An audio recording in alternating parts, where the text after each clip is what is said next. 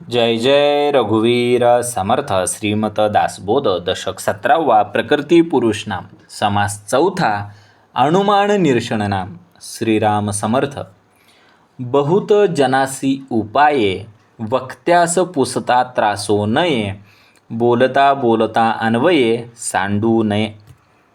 जय सद्गुरू. श्रीमत दासबोधातील दशक 17वा आहे प्रकृती पुरुष नाम आणि त्यामध्ये असलेला समास चौथा आहे अनुमान निरशन नाम. अनुमान निरशन नाम या समासामध्ये समर्थ आपल्याला सांगतात की फक्त अनुमान लावलं, फक्त तर्कच लावला, फक्त शब्दांची कसरत केली तर गुंतागुंत वाढते आणि या गुंतागुंतीमध्ये अडकलेलं जे ज्ञान आहे ते कधीही आत्मसाक्षात्कार देत नाही. त्यामुळे वक्त्याने बोलताना श्रोत्यांच्या शंका, श्रोत्यांचे अनुमान लगेच्या लगेच स्पष्ट केले पाहिजेत. आणि ते कसे अनुभवावरती आधारित असलेले निरसन.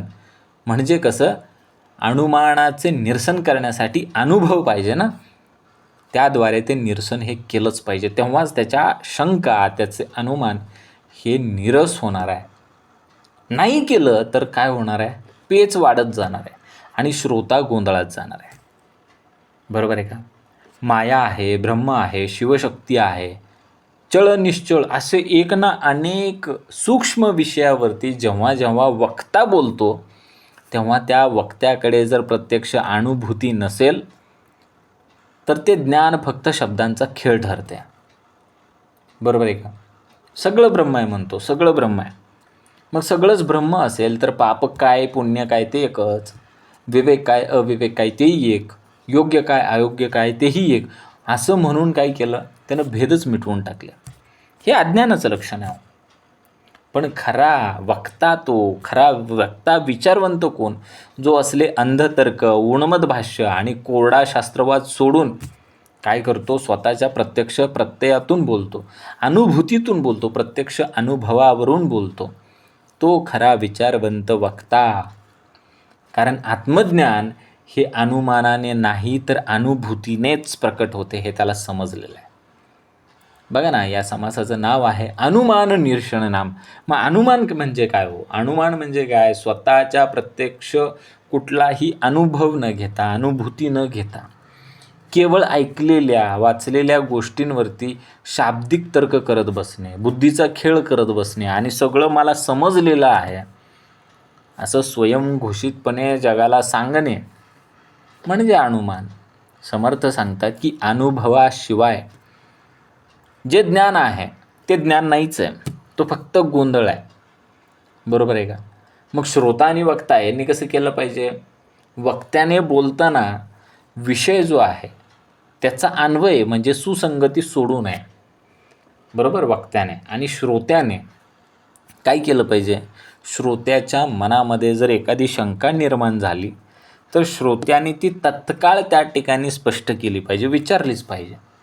आता ही दोघांची कर्तव्य झाली है ना. वक्ता कसा पाहिजे? विषयाला धरून सुसंगतपणे बोलणारा पाहिजे. आणि श्रोता कसा पाहिजे? मनात शंका आली की पटकन विचारली, तत्काळ म्हटलं आहे, पटकनसुद्धा नाही, तत्काळपणे स्पष्ट केली पाहिजे. आणि हे जर दोघांनीही केलं नाही तर कसं होणार आहे? पुढचं समजावताना मागचा गुंता वाढत जाणार आणि मागचं सोडवताना पुढचं उडून जाणार. असंच होणार ना. म्हणजे काय? हे अर्धवट ज्ञान माणसाला कायम गोंधळात टाकतं. त्यामुळे समर्थांनी श्रोता आणि वक्ता दोघांनाही एक काय सांगितलेत? कर्तव्य सांगितले आहेत. श्रोत्याला सांगितलं आहे काय? शंका आली पटकन विचार. आणि वक्त्याला सांगितलं आहे की विषयाला अन्वय असेल ते सुसंगतपणे मांडायचं, बाकी बाष्कळ काय बोलायचं नाही, विषय सोडायचा नाही. बघा अजून काय सांगितलं आहे? शब्द जास्त आणि अनुभव जर शून्य असेल तर हा सर्वात मोठा धोका आहे. समर्थ इथे कठोर शब्दात सांगतात की ब्रह्म, माया, शिवशक्ती, प्रकृती पुरुष अशा एक ना अनेक सूक्ष्म विषयावरती बोलायचं असेल तर प्रत्यक्ष प्रत्यय हा हवाच, नाहीतर काय उपयोग नाही. मग धोका. नुसते शब्द आहेत, नुसते शब्द, सगळं काही ब्रह्म आहे असं म्हणतोय, मोठे मोठे शब्द वापरतोय, काहीच पाप पुण्य नाही असंही म्हणतोय आणि सगळं एकच आहे असंही म्हणतोय.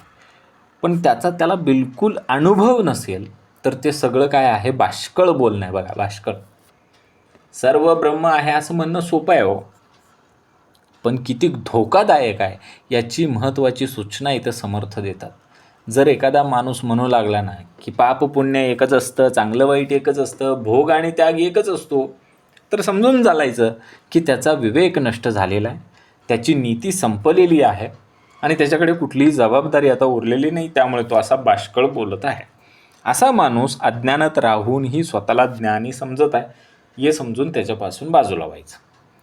अनुभवाशिवायचं जे ज्ञान आहे ते कसं आहे, किती घातक आहे बघा. औषधाची स्तुती केली फक्त आणि औषध दिलंच नाही बरं का. तो वैद्य बुवा म्हणतोय की औषध खूप झाली रामबाण उपाय आहे या औषधाने, पण औषध काही दिलंच नाही आणि फक्त म्हणतोय लय भारी आहे, लय भारी आहे, जगात भारी औषध, असा म्हणणारा जो वैद्य आहे तो कधीच रुग्ण बरा करू शकत नाही. का होतो तसा प्रत्यक्ष अनुभवच नाही ना घेतला त्या औषधाचा. आणि अनुभवाशिवाय केलेलं मोठं आध्यात्मिक बोलणंसुद्धा आत्म्याला कधी बरं वाटू देत नाही. बरोबर आहे का. औषध न देता नुसता औषधाची स्तुती करत गेला तर परिणाम काय दिसणार नाहीत. आणि इकडं अनुभवाशिवाय केलेलं मोठं आध्यात्मिक भाष्य हे आत्म्याला कधी बरं करत नाही. मग खरा साधक कोण आहे. समर्थ इथे सांगतात की जो अनुभवावरती बोलतो तो खरा साधक. तो नाना कल्पनांमध्ये अडकत नाही, शब्दांच्या गुंतागुंतीमध्ये पडत नाही, तो खरा साधक. आणि त्याचं बोलणं, त्या वक्त्याचं बोलणं थेट हृदयाला भिडतं, तो खरा वक्ता, विचारवंत वक्ता. मग अनुमानाचं अंतिम परिणाम काय. केवळ अनुमानावरती जगणारा जो मनुष्य आहे तो स्वतःला सर्वज्ञ समजतो, मलाच सगळं कळतं असं समजतो.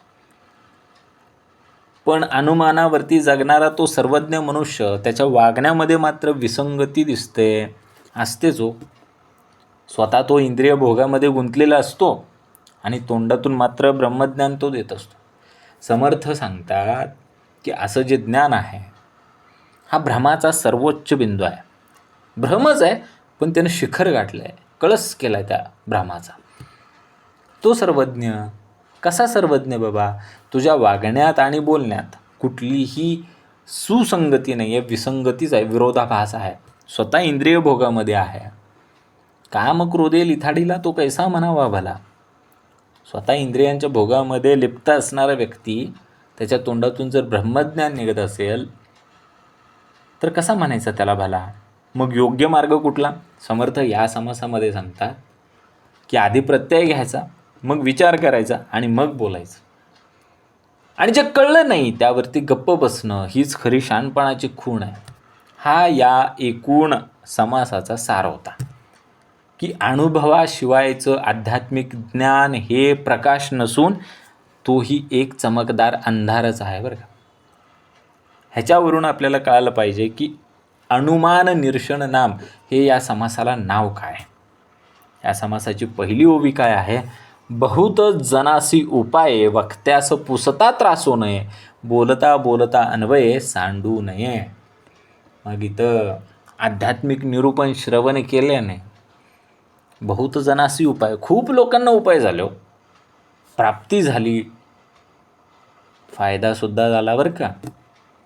मग श्रोत्यांनी जर वक्त्याला काही प्रश्न विचारले, शंका विचारल्या तर वक्त्याने बिलकुल त्रासता कामा नये. तसेच वक्त्याने बोलताना विषयानुक्रम कधीही बदलू नये, सांडू नये, सोडू नये बरं का, बोलू नये. समर्थ इथं सांगतात की अनेक लोक काय करतात, मार्गदर्शन करत असतात, आध्यात्मिक विषय ते सांगत असतात. तेव्हा जर त्यांना एखादा खोचक प्रश्न विचारला गेला, एखादा गूढ प्रश्न विचारला गेला तर तो वक्ता त्रासता कामा नये. कारण शंका जी विचारली जाते, वक्त्याकडून जी शंका विचारली जाते ना, तो वक्ता जिज्ञासू आहे म्हणून तो विचारतोय. श्रोता जो आहे तो जिज्ञासू आहे म्हणून विचारतोय वक्त्याला. श्रोत्याला समजून घेण्याची इच्छा आहे म्हणून तो विचारतोय. मग तसेच बोलताना मुख्य जो विषय आहे तो वक्त्याने तो सोडू नये, त्याचा मूळ धागा सोडू नये, त्याचं मुख्य तत्त्व सुटू देऊ नये. बरोबर आहे का. त्याच्यामध्ये त्याने गुंतू नये. जे आहे ते कसं सांगावं, स्पष्ट सांगावं. मग इथं या ओवीचा सार काय आहे. जिथे संयम आहे, जिथे स्पष्टता आहे आणि जिथे विषयाशी प्रामाणिकपणा आहे, तिथेच खरं अध्यात्म फुलतं बरं का.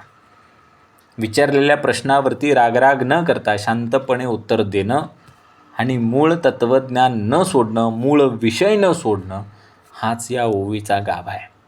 कळाली पहिली ओवी. चला आता दुसऱ्या ओवीकडे. श्रोत्याने आशंका घेतली, ते तत्काळ पाहिजे फेडली, स्वगोष्टीने सगोष्टी पेचली, ऐसे न व्हावे. मग श्रोत्याने त्याच्या मनामध्ये शंका निर्माण झाल्या ती त्वरित दूर केली पाहिजे. श्रोत्याने आशंका घेतली, ते तत्काळ पाहिजे फेडले. मग कुठं फेडायची? मग ती शंका जर त्यानं वाढू दिली तशीच, तर ती शंका काय होणार आहे? पुढं जाऊन गैरसमज निर्माण करणार आहे. आणि ती शंका दूर करताना त्यांनी आपले वैयक्तिक गोष्टी, अहंकार विषयांतर करून मुख्य मुद्दा अधिक गुंतागुंतीचा करू नये, स्पष्ट विचारावं. ह्याला नेमस्त म्हणतात बरं का. शंका म्हणजे अडथळा नव्हतीच हो. श्रोत्यांनी जी काही शंका विचारली होती ना, ती काय अडथळा नव्हती. It was not a stop. ती प्रगतीची पहिली पायरी होती. पण कधीपर्यंत? ती त्यांनी विचारली नाही तोपर्यंत. त्याने लगेच तत्काळ विचारली पाहिजे. श्रोत्याने आशंका घेतली, ते तत्काळ पाहिजे फेडली. तत्काळ, लगेच बरं का. अध्यात्माच्या प्रगतीच्या पहिल्या पायरीवरती त्यांनी शंका उत्पन्न केली आणि तो तिथंच जर थांबला तर पुढचा प्रवास होणार आहे का? नाही. म्हणून ही जी शंका आहे, ही शंका उत्तमाची आहे, पण कधी? ती वेळेवर स्पष्ट होऊन पुढं गेला पाहिजे. शिक्षक शिकवत असताना विद्यार्थ्याला शंका आली, ओके आहे, काय प्रॉब्लेम नाही, शंका आलीच पाहिजे, प्रश्न विचारलेच पाहिजेत. तर ती लगेच्या लगे शिक्षकांकडून स्पष्ट झाली नाही तर विद्यार्थ्याला पुढचे धडे समजणार नाहीत किंवा तो मागेच गुंतला आहे, पुढं जाऊन उपयोग काय? त्यामुळे शंका जेव्हा जेव्हा उपस्थित होते तेव्हा ती तत्काळपणे विचारली गेली पाहिजे. शंका त्वरित दूर करणे हे गरजेचं आहे, पण विषय अधिक गुंतागुंतीचा होता कामा नये. ज्ञान देणं म्हणजे प्रकाश देणं, बरोबर आहे का? आणि धूर निर्माण करणं नव्हे हो. ज्ञान देणं म्हणजे धुराची निर्मिती आहे का? नाही. ज्ञान देणं म्हणजे प्रकाशाची निर्मिती आहे, प्रकाश देणं आहे. संयम हवा, स्पष्टता हवी, अहंकार रहित संवाद हवा. तेव्हाच काय होणार आहे? ती शंका त्वरित दूर होणार आहे बरं का. नाहीतर ती शंका तिथंच पडून राहणार आणि त्यातून गैरसमज निर्माण होणार आणि आध्यात्मिक प्रगती काय होणार नाही. पुढे धरिता मागे पेचला, मागे धरिता पुढे उडाला, ऐसा सापडतची गेला ठाई ठाई. मग जी शंका त्या ठिकाणी उपस्थित झाली ती तत्काळ जर फेडली नाही तर काय होतं? पुढे जे जे बोललं जातंय ते काय होणार आहे? ते त्याला समजणारच नाही. जर विषय त्याला नीट समजून सांगितला नाही, मागच्या शंका वगैरे काय त्याच्या फेडल्या नाही, ती शंका तशीच ठेवली आणि जर तो पुढचं पकडायला गेला तर मागचं सुटणार, त्याला कळणारच नाही. आणि जर मागचं धरायला गेला तर पुढचं उडून जाणार. म्हणजे काय होणार? संपूर्ण विचारांमध्ये सातत्य काही राहणार नाही आणि सगळीकडे काय? गोंधळात गोंधळ, नुसता गोंधळ. कळाली का ओवी? बघा. पुढे धरिता मागे पेचला, मागे धरिता पुढे उडाला, ऐसा सापडतची गेला ठाई ठाई. मग हे जे वर्णन केलं होतं ना मागच्या दुसऱ्या ओवीमध्ये, हे जर नाही झालं तर पुढे जे बोलतो त्यामुळे पूर्वी त्यानेच सांगितलेल्या गोष्टीस विरोध होतो आणि मग पूर्वी बोललेल्याचे समर्थन करून गेल्यामुळे पुढे बोलल्याच्या वचनास बाधा येते आणि असे झाले तर मग ठाई ठाई चुकत जातं आणि पेचत सापडतो. बघा उदाहरण पाहूया.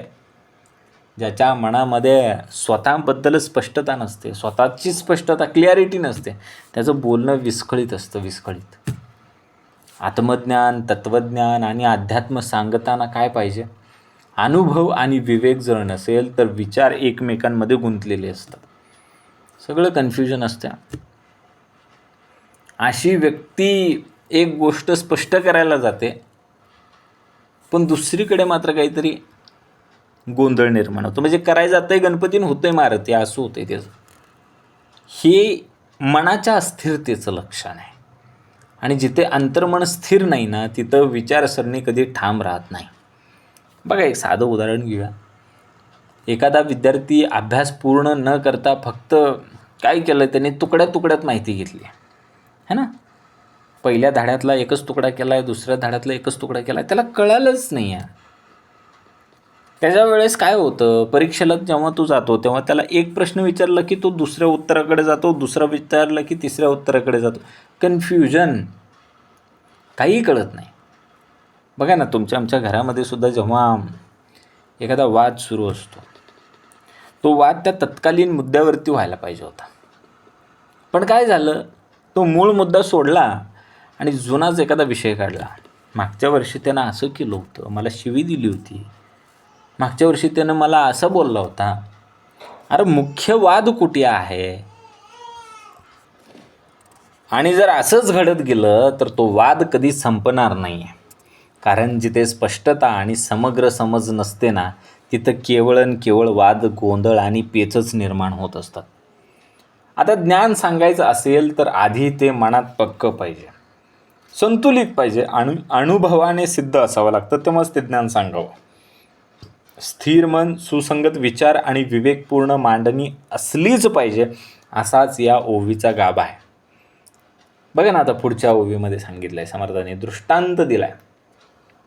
पोहणाराची गुचक्या खातो, जनास कैसा काढू पाहतो, आशय लोकांचा राहतो ठाई ठाई. बघा, पोहणाराची गुचक्या खातोय, जो पोहायला गेलाय तोच काय करतोय, स्वतःच गटंगळ्या खायला लागलाय, स्वतःच बोडायच्या लेवलला आलाय पार. जनास कैसे काढू पाहतो, आणि तो बाकीच्यांना कसं बाहेर काढणार. मग आशय लोकांचा राहतो ठाई ठाई, त्यामुळे लोकांच्या शंका आशंका तिथंच तसेच राहिलेत. कसं होणार नाही हो. जो स्वतः नीट पोहू शकत नाही, जो स्वतःच गटांगळ्या खायला लागला आहे, ज्याला विषय समजलेला नाही आहे, तोच जर दुसऱ्याला पाण्यातून वाचवायला निघाला आणि जर दुसऱ्याला काय तो विषय समजून सांगायला निघाला तर तो स्वतःही बुडणार आणि दुसऱ्यालाही बुडवणार. 100% हेच घडणार. अशा वेळी लोकांच्या मनातील शंका, आशय, गैरसमज हे तसेच राहणार आहेत. ते कधीच निघून जाणार नाही, ते अज्ञानातच राहणार, ते गोंधळातच राहणार. कारण काय झालं आहे, ज्याला स्वतःच्या आत्मज्ञानाचा अनुभवच नाही, तो दुसऱ्यांना काय ज्ञान देणार आहे. फक्त शब्दांचे पाठांतर करून बोलणारा व्यक्ती लोकांच्या अंतर्मनातील प्रश्न सोडवू शकतो का? तो फक्त पाठांतर करून आला आहे. लोकांचे प्रश्न सोडवण्याची क्षमताच त्याच्यामध्ये नाही आहे. आधी स्वतःची साधना, स्वतःचे अनुभव, स्वतःची स्पष्टता हवी, मग इतरांना मार्गदर्शन करावे ना. समर्थांनी इथे शब्द खूप उत्तमाचा वापरला आहे. गुचक्या खातो, स्वतःच गोंधळला आहे, स्वतःच गटंगळ्या खातोय, स्वतःच रसातळाला गेला आहे. जनास कैसा काढू पाहतो, आणि अशा अवस्थेमध्ये सुद्धा बघा त्याला किती त्या ठिकाणी हे आहे, अशा अवस्थेमध्ये सुद्धा तो दुसऱ्यांना मार्ग दाखवायचा प्रयत्न करतो, दुसऱ्यांना त्यातून बाहेर काढा. अरे तुझं बघ, पोहता येत नाही आणि दुसऱ्याला वाचवायला उडी मारली, दोघंही बुडणार. हे सांगायला गरज आहे का वेगळी? काय तुलाच येत नाही, तू दुसऱ्याला पण घेतलंय, आता ते मिठीच मारते पाण्यात गेलं की. एखादा व्यक्ती स्वतः तणावग्रस्त आहे, डिप्रेशनमध्ये आहे, फ्रस्ट्रेशनमध्ये आहे, स्ट्रेसमध्ये आहे, एन्झायटीमध्ये आहे, आणि तो इतरांना सांगतो शांत राहा. आहे का उत्तमाचा? काही नाही, तो प्रभावीच नाही. त्याचं काय तू सांगतो बाबा, तुझ्या चेहऱ्यावरती तणावग्रस्त आहे असं दिसतंय, तुझ्या चेहऱ्यावरती उपासनेचं तेज नाही.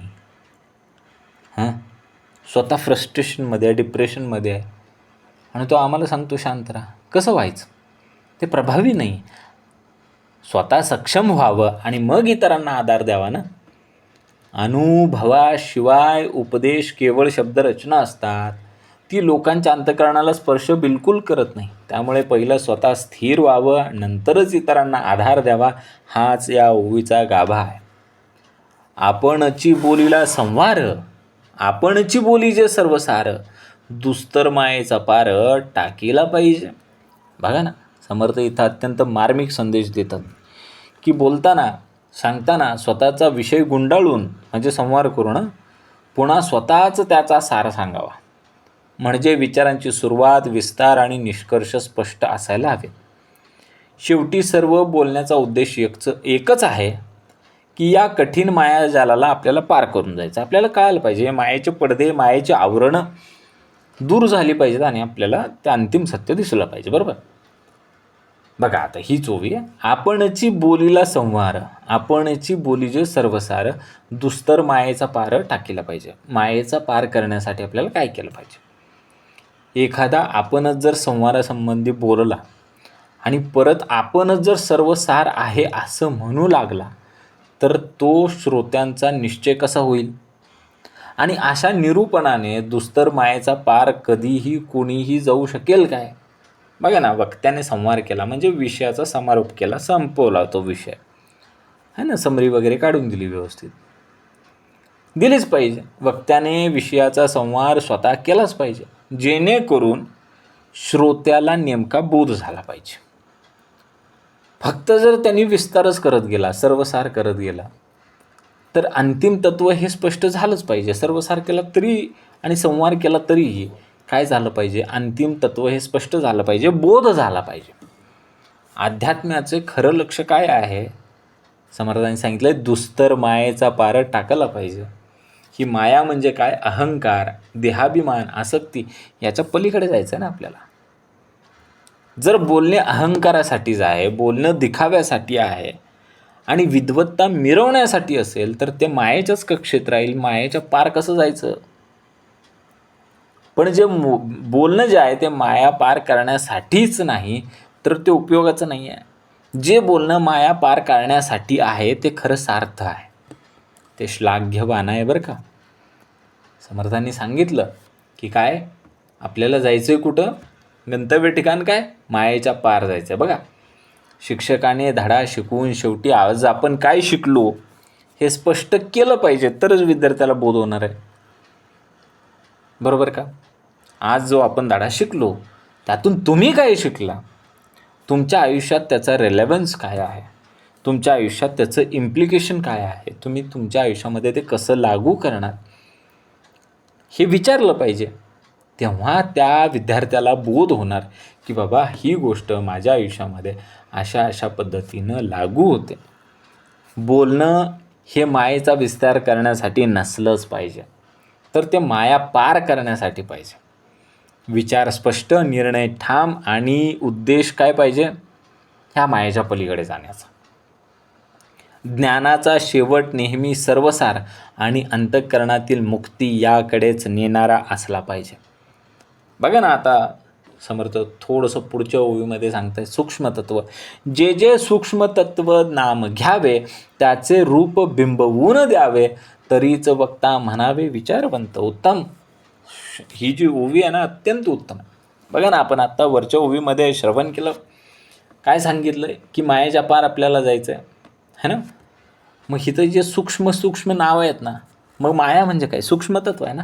जे जे सूक्ष्म नाम घ्यावे त्याचे रूप बिंबवून द्यावे, तरीच वक्ता म्हणावे विचारवंत.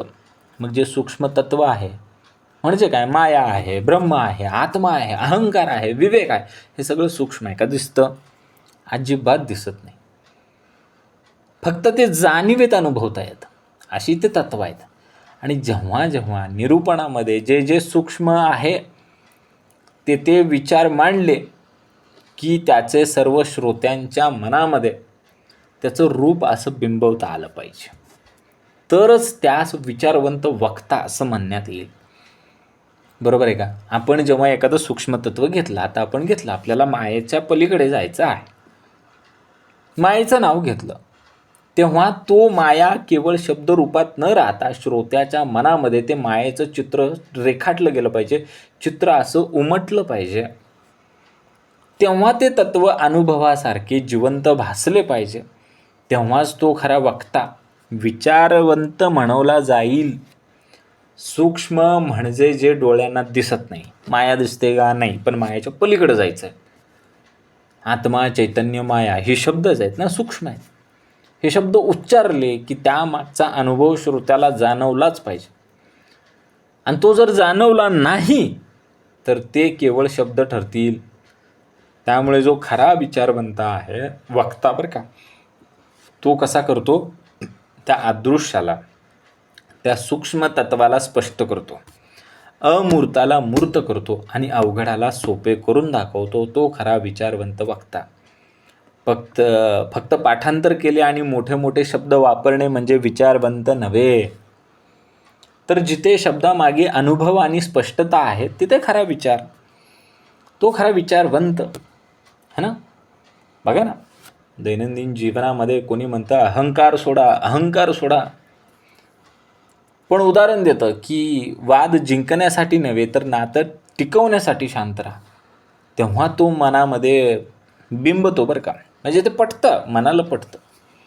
अहंकार कशासाठी सोडायचा? मीच मोठा आहे कशासाठी?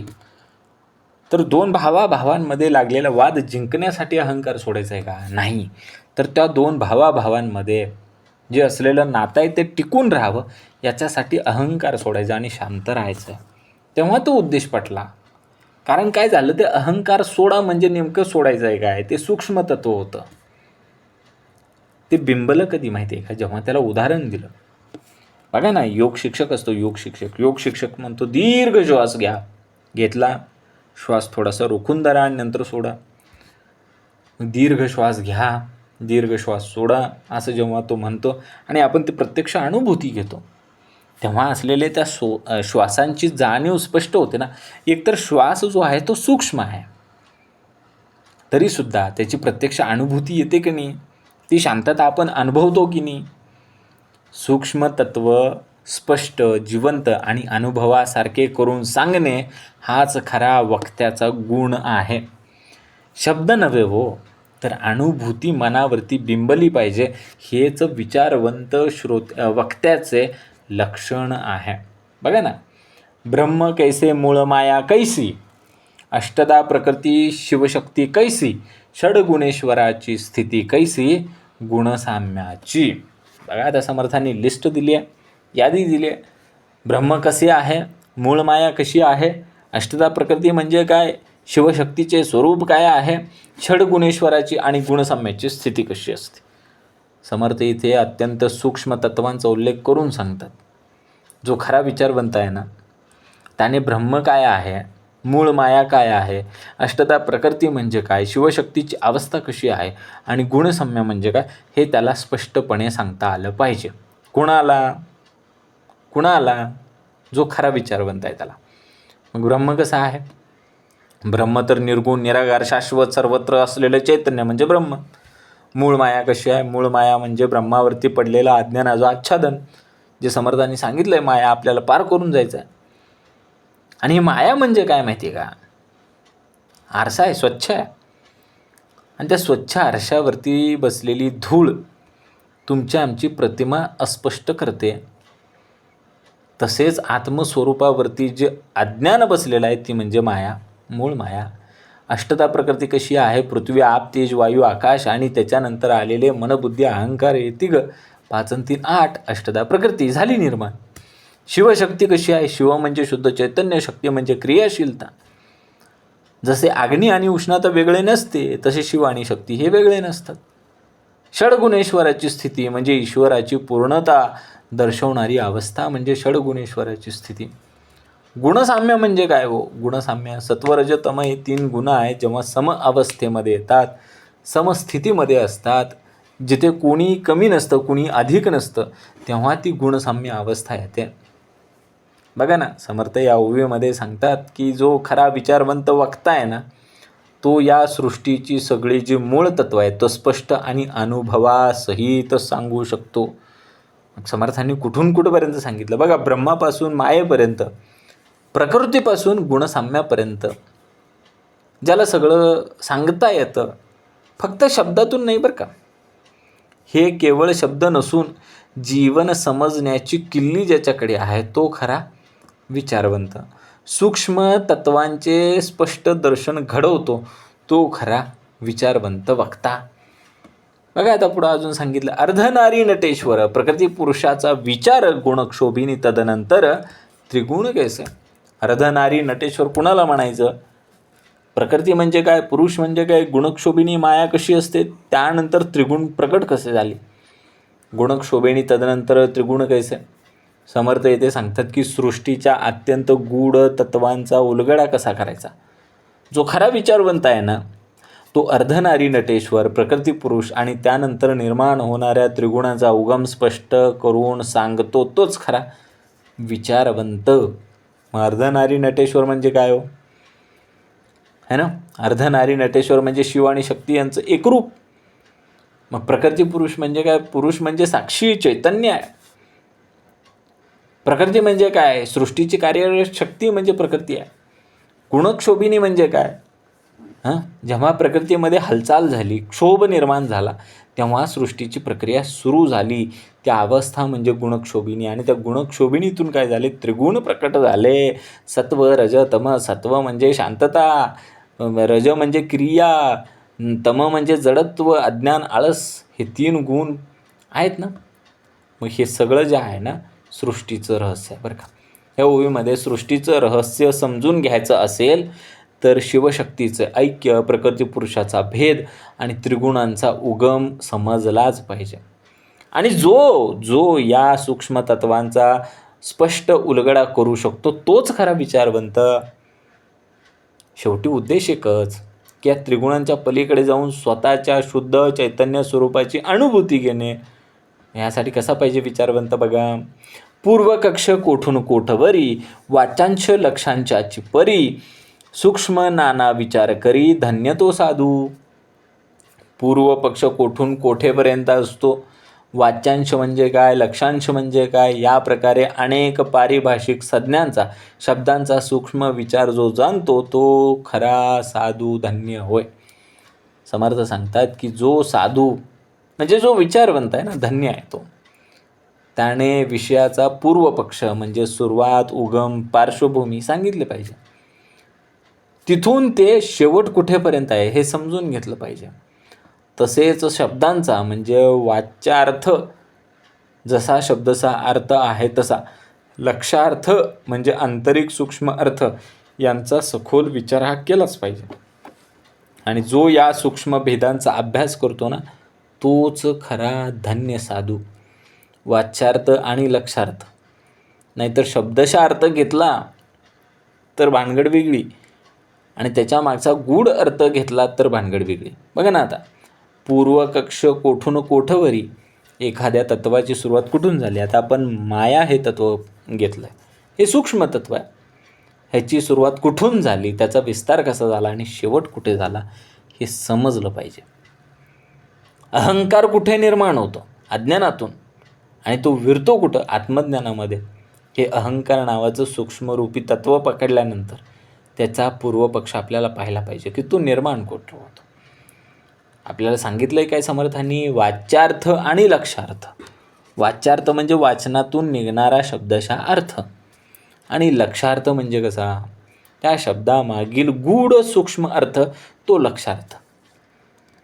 तू आत्मा आहेस, उदाहरण घेऊया आपण. तू आत्मा आहेस, याचा वाच्यार्थ काय होतो, तू एक व्यक्ती आहेस. तू एक आत्मा आहेस म्हणजे तू एक व्यक्ती आहे. आणि त्याचा गूढ सूक्ष्म अर्थ काय आहे, तू म्हणजेच खरे शुद्ध स्वरूप चैतन्य आहे. बरोबर आहे का? तू व्यक्ती आहेसच, त्याबद्दल दुमत नाही. तू शुद्ध चैतन्यसुद्धा आहे. हा त्यामागचा गूढ सूक्ष्म अर्थ आहे. अध्यात्मामध्ये केवळ वरवरचे शब्द घेतलेच नाही पाहिजेत. त्याच्याबरोबर येणाऱ्या सूक्ष्म छटा, त्याच्याबरोबर येणारे संदर्भ, त्याच्याबरोबर येणारे अनुभव आणि त्याच्याबरोबर येणारा तत्वांचा खोल विचारसुद्धा केला पाहिजे. बघा ना, जो शब्दांच्या पलीकडचा अर्थ समजावून सांगतो, सुरुवात आणि शेवट ओळखतो आणि सूक्ष्म विचार करतो, तोच खरा धन्य साधू आहे. हाच या ओवीचा सार आहे. अध्यात्म म्हणजे फक्त श्रवण केलं शब्दशः बरं का, तर शब्दांच्या आड दडलेले जे सत्य आहे ते ओळखता येईल का, है ना?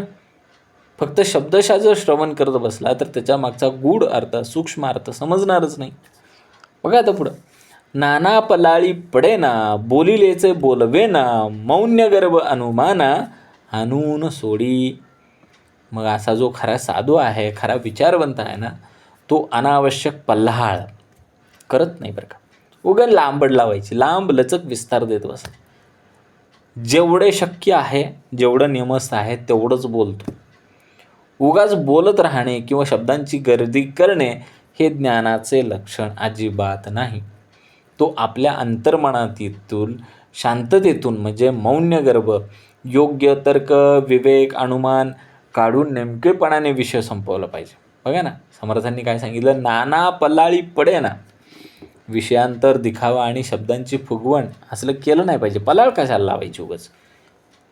बोललेची बोलवे ना, जे बोलायचं तेच आणि तेवढंच बोललं पाहिजे. म्हणजे कसं, नेमस्त मौन्य गर्भ अनुमाना म्हणजे आतल्या मौनातून आलेला विचार अनुभवावरती आधारलेला निष्कर्ष.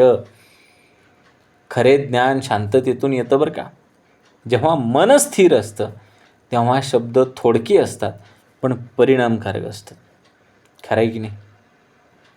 बघा, सद्गुरू कमी बोलतात पण त्यांचं एकच वाक्य आयुष्य बदलून टाकतं. बरोबर आहे. ऑफिसमध्ये जो चांगला टीम लीड असतो तो कसा असतो, मुद्देसूद बोलतो, कमी बोलतो, मुद्देसूद बोलतो, वेळ अजिबात वाया नाही घालवत आणि सगळ्या टीमला समजतं करायचं आहे काय. तुमच्या आमच्या घरामध्ये वाद चालू असतील तर घरामध्ये एक व्यक्ती असतो बघा, जो शांत असतो, सगळं काय चाललं बघत असतो आणि तो योग्य वेळी 2च शब्द बोलतो आणि सगळा प्रश्न सुटतो. नेमस्त असतो ना, त्याला कळतं, तो पल्लाळ लावत नाही. बाकीचे सगळे 8-10 लोक पल्लाळ लावून असतात. बड बड बड बड चालू असतं. आणि घरात एक कार्यकर्ता असतोच की जो नेमकं नेमस्त बोलतो, शांत राहतो, योग्य वेळी ते 2-3 शब्द बोलतो आणि संपूर्ण प्रश्न सुटतो, जो तो जिकडं तिकडं. शब्दांचा अतिरेक नव्हे तर मौनातून आलेलं नेमकं बोलणं हाच खऱ्या ज्ञानाचा गुण आहे. शब्द अल्प आणि खोल अर्थ असेल आणि शांत अंतःकरण असेल तर तेच खरे ज्ञानाचे गुण आहेत, त्याची लक्षणं आहेत ही.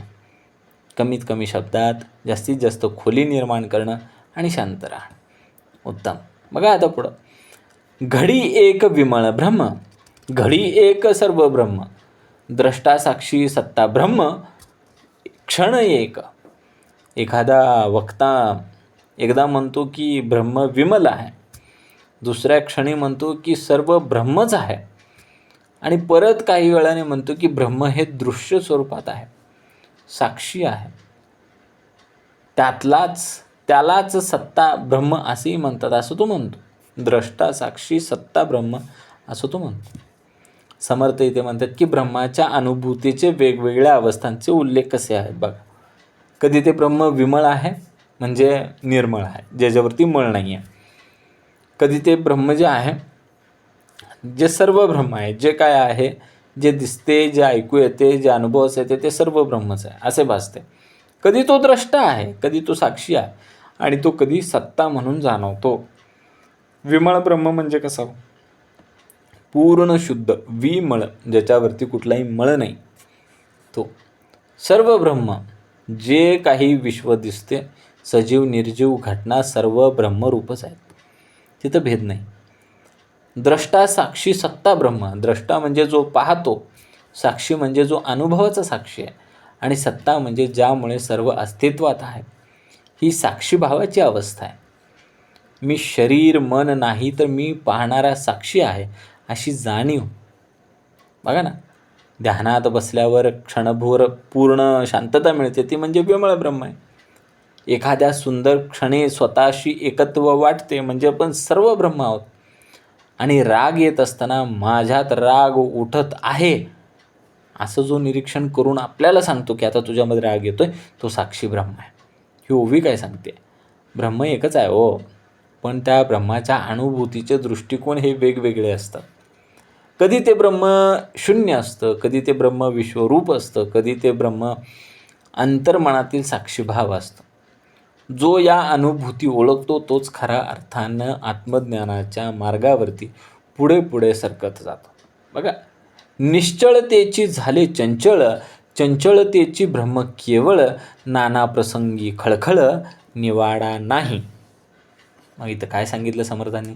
समर्थ इथं अत्यंत सूक्ष्मपणे सांगतात की जे निश्चळ आहे, जे स्थिर आहे, जे निर्विकार आहे, ते चंचळ आहे म्हणजे तेच हालायला लागलं, तेच बदलायला लागलं. आणि जे चंचल भासत आहे त्याच्या मागेही ब्रह्मच आहे.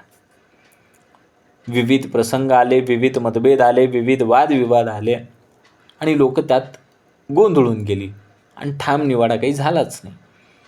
निश्चळ म्हणजे कसं, ब्रह्म जे आहे ते शुद्ध चैतन्य जे कधी बदलत नाही, परमनंट. चंचल सृष्टी, मन, विचार, भावना जे सतत बदलतं, टेम्पररी. समर्थ सांगतात की समुद्र निश्चळ आहे ना, पण त्याच्यामध्ये उसळणाऱ्या लाटा कशा आहेत, चंचल वाटतात, दिसतात आपल्याला. पण त्या ज्या उसळलेल्या लाटा आहेत त्याच्यामध्ये सुद्धा तोच समुद्र आहे, तोच सागर आहे, तेच पाणी आहे. तेच तर स्थिर आहे, तेच ब्रह्म स्थिर आहे आणि तेच थोड्या वेळानं चंचल दिसायला लागलं.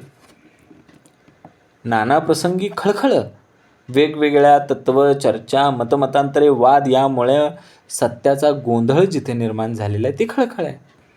बरोबर आहे का? या ओवीमध्ये स्थिर आणि निश्चल हे दोन वेगवेगळे नसून एकाच सत्याचे दोन भास आहेत. जो निश्चळ आधार ओळखतो त्यालाच चंचलतेचा गोंधळ राहत नाही.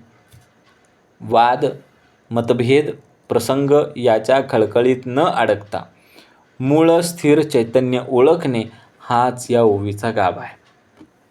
बघा ना, चळते आणि निश्चळ अवघे चैतन्याची केवळ रूपे वेगळाली प्रांजळ कदापि बोलवेना. मग इथं काय सांगितलं समर्थांनी? जे चळते म्हणजे हलते, बदलते, आणि जे निश्चळ आहे, जे स्थिर आहे, जे परमनंट आहे, ते सर्वस्वी एकाच चैतन्याचे रूप आहे. रूप भिन्न दिसतात पण सत्य मात्र एकच आहे. हे तत्व इतके सूक्ष्म आणि प्रांजळ आहे की ते संपूर्णपणे शब्दामध्ये मांडता येत नाही. जे चालणार आहे ते तुमचं आमचं मन चळतं, तुमचं आमचे शरीर चळतं, तुमचे आमचे विचार चळतं, तुमची आमची सृष्टी प्रकृतीसुद्धा चळतं. आणि निश्चळ काय आहे? आत्मा, साक्षी, ब्रह्म हे सगळं निश्चळ आहे. समर्थ इथे म्हणतात की हे दोन्ही वेगळं नाही, जे चळतं तेही वेगळं नाही, निश्चळ आहे तेही वेगळं नाही. अवघे चैतन्याची केवळ, सर्वत्र एकच चैतन्य. जसं सोनं आहे, सोन्याचे वेगवेगळे दागिने आहेत, अंगठी आहे, चैन आहे, मंगळसूत्र आहेत, कर्णफुले आहेत, अजून बरंच काही रूप आहेत. हे रूपं भिन्न आहेत पण त्याच्यामध्ये असलेलं तत्त्व म्हणजे सोनं मात्र एकच आहे. तसेच विश्वातील सर्व रूपे वेगवेगळी जरी दिसत असली तरी त्याचं मूळ चैतन्य मात्र एकच आहे की नाही? मग समर्थ आपल्याला काय सांगतात की चळते आणि निश्चळ हे द्वैत नाही आहे, ते एकाच चैतन्याची भिन्न भासमान रूपे आहेत. हे तत्व शब्दांनी नव्हे तर अनुभवानी जाणायचे असते. रूपभेदाच्या पलीकडे जाऊन एकत्वाची अनुभूती घेणे हाच या ओवीचा गाभा आहे. उगीच करी गतागोवी तो लोकांस कैसा उगवी, नाना निश्चय नाना गोवी पडत जावे. अशा प्रकारचा गोंधळ ज्याच्या स्वतःच्या विचारातच आहे ना, तो लोकांचं समाधान कसे करू शकणार? निरनिराळी मतं आली, निरनिराळी विधानं आली आणि या सगळ्यांना ऐकल्यानंतर नाना प्रकारचे गोंधळ वाढतच जाणार, ते काही कमी होणार आहेत का? समर्थ म्हणतात, जो उगाच गोंधळ गुंतागुंत करून घेतो तो लोकांना सत्य कसं समजून सांगणार हो? स्वतःच्या मनात त्यांनी अनेक मतं, अनेक निश्चय, अनेक गोंधळ निर्माण केली असतील तर तो इतरांना सुद्धा गोंधळातच टाकणार की. गथागोवी म्हणजे काय? विचारांचा गुंता, जिथं स्पष्टता नाही, क्लॅरिटीज नाही, आहे ते कन्फ्युजन. ज्याच्या मनामध्ये ठाम निश्चय नाही, अनुभवाची स्थिरता नाही, तो कधी एकमत राहू शकत नाही. अशा व्यक्तीकडून लोकांना खरा मार्ग कसा मिळणार? ज्ञान देण्यासाठी प्रथम स्वतःच्या अंतर्मनामध्ये स्पष्टता आणि स्थैर्य आवश्यक आहे. अन्यथा शब्द जास्त पण बोध कमी होणार.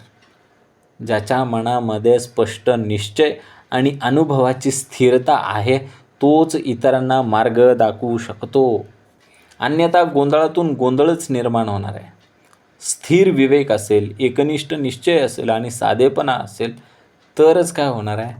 स्पष्टता असणार आहे, नाहीतर गोंधळ. बघा आता पुढं, भ्रमास म्हणे परब्रह्म, परब्रह्मास म्हणे भ्रम, ज्ञातेपणाचे संभ्रम बोलून दावी. भ्रमाला परब्रह्म म्हणतो, परब्रह्माला भ्रम म्हणतो आणि आपल्या ज्ञातेपणाची ऐट बोलून दाखवतो. समर्थ सांगताय तिथं, काही लोक अज्ञानाला म्हणजे भ्रमाला परब्रह्म म्हणतात आणि खऱ्या परब्रह्माला भ्रम म्हणतात. म्हणजे सत्य आणि असत्य यांचा उलटापालटा करून टाकला. सगळं उलटंपालटं करून टाकलं. हे त्याच्या ज्ञातेपणाचं. ज्ञातेपणा म्हणजे काय हो? मीच सर्वज्ञ आहे, मीच सर्व काही जाणतो, ह्या अहंकारामधून आलेला आहे. आणि त्या ज्ञातेपणाच्या संभ्रमातून हे सगळं घडलं आहे. भ्रम म्हणजे काय? अज्ञान, देहाभिमान आणि मायेचा आभास म्हणजे भ्रम. परब्रह्म म्हणजे कसं? निर्विकार, शाश्वत आणि निराकार असं सत्य म्हणजे परब्रह्म. जेव्हा व्यक्तीला खरा अनुभव नसतो, पण मी ज्ञानी आहे असा अहंकार असतो, तेव्हा तो शब्दांच्या तत्वांची उलटसुलट व्याख्या करू लागतो. कन्फ्युजन हे सगळं अहंकारामुळे झालं आहे. अहंकारामुळे त्याचा विवेक झाकला गेलेला आहे आणि त्याला सत्य आणि असत्याची सीमा धूसर दिसू लागली. कळूच नाही त्याला. सत्य थांबतंय कुठं आणि कुठून मिथ्या सुरू होतं आहे आणि मिथ्या कुठंपर्यंत असते आणि नंतर सत्य सुरू होतं. सगळं उलटं करून टाकलं. एखादा व्यक्ती जीवनामध्ये चुकीच्या सवयी लावतो, एवढ्या सवयी लावतो की मुद्दाम वरच्या पट्टीमध्ये बोलत असतो आणि नंतर म्हणतो की मी कुठं तुमच्याशी भांडतो आहे, माझा स्वभावच तसा आहे, माझा आवाजच वरच्या पट्टीत आहे. आणि म्हणून तो स्वतःला योग्य ठरवत असतो. खरं तर तो त्या भ्रमाला सत्य मानत असतो. खरे मार्गदर्शन नाकारून मनाला पटणारेच खरे आहे. उत्तमाचं मार्गदर्शन मिळतं आहे, सद्गुरू मिळालेत, तरी मनाला पटणारच जे खरं आहे तेच रेटत बसला आहे असं समजणे, हीच उलटसुलट समज आहे. बघा ना, सोशल मीडियावरती फॉरवर्डेड मेसेजेस असतात. अपूर्ण ज्ञान घेऊन स्वतःलाच तज्ज्ञ समजायचं. काय त्याच्यामध्ये तथ्य आहे का? ते सत्य आहे, तथ्य आहे, त्याचं काय व्हॅलिडेशन नाही, व्हेरिफिकेशन नाही. फॉरवर्डेड मेसेज वाचायचे आणि स्वतःला तज्ज्ञ समजायचं, हे ज्ञातेपणाचे संभ्रम आहेत. अहंकारातून आलेले ज्ञान गोंधळ निर्माण करते आणि अनुभवातून आलेले ज्ञान हे स्पष्टता देत असते. भ्रम आणि परब्रह्म यांचा भेद ज्याला कळतो तो खरा ज्ञानी. मीच जाणतो, माझ्याशिवाय कोणाला काही कळतच नाही, मीच सर्वज्ञ आहे, हा अभिमान सोडून सत्याचा विनम्र शोध घेणे, हाच या ओवीचा गाभ आहे. बघा पुढे समर्थांनी सांगितलं, घाली शस्त्राची दडपण, प्रचितीवीन निरूपण, पुसो जाता उगाच सीन, अत्यंत माणी. असा वक्ता काय करतो? आपल्या बोलण्याला शास्त्राचा आधार देतो. शास्त्र, सायन्स असं म्हणतं, शास्त्रामध्ये लिहिलं आहे, ते शास्त्र असतं.